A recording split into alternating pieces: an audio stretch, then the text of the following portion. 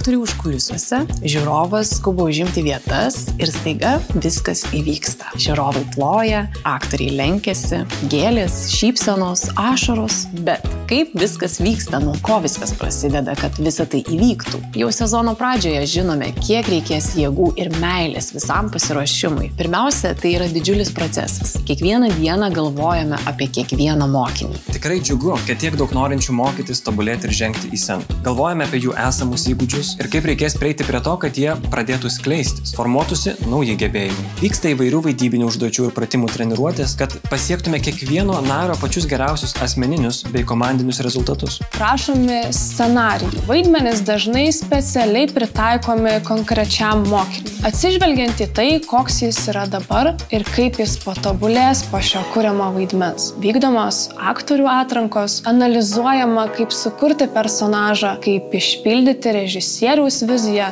mizanscenų repeticijos, motyvacinės kalbos. Tvarkaraščių, seminarų, pasirodymų, lokacijų ir datų derinimas. Darbas, kurio nesimato, tačiau be kurio niekas neįvyktų. Galvojama ir apie scenografiją, personažų kostiumus, kokie jie, kaip jie turėtų ar galėtų atrodyti, kokie bus reikalingi rekvizitai. Sprendžiami techniniai klausimai. Scena, apšvietimas, garsas, saugumo priemonės. Kiekviena šviesa spektakliuose yra skirta būtent tam aktoriui, būtent toje vietoje ir būtent tuo metu. Statomos žiūrovinės pakylos, kėdės, kabinami užkulisiai. Ir visa tai lyg kokia magija po truputį dėliojasi, pildosi ir išsipildo. Kai spektaklis susitinka su žiūrovu, jis su juo susitinka čia ir dabar. Čia ir dabar įvyksta tikri dalykai. Atrodo visa tai tik trumpa akimirka, tačiau už jos slypi ilgas ir nuoseklus pasiruošimas. Pastatytas spektaklis yra ne vienkartinis dalykas ir nepastovus dalykas. Kai dar kartą vaidini tą patį spektaklį, tu jo nevaidini taip pat.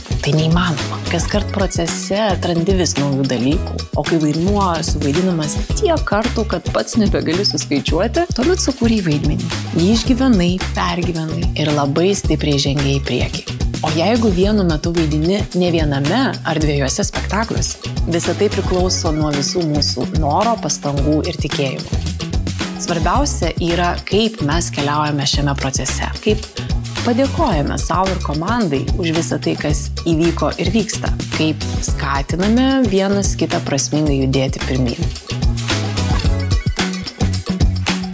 Keliaukime kartu, neskubėdami, atsakingai ir nuoširdžiai.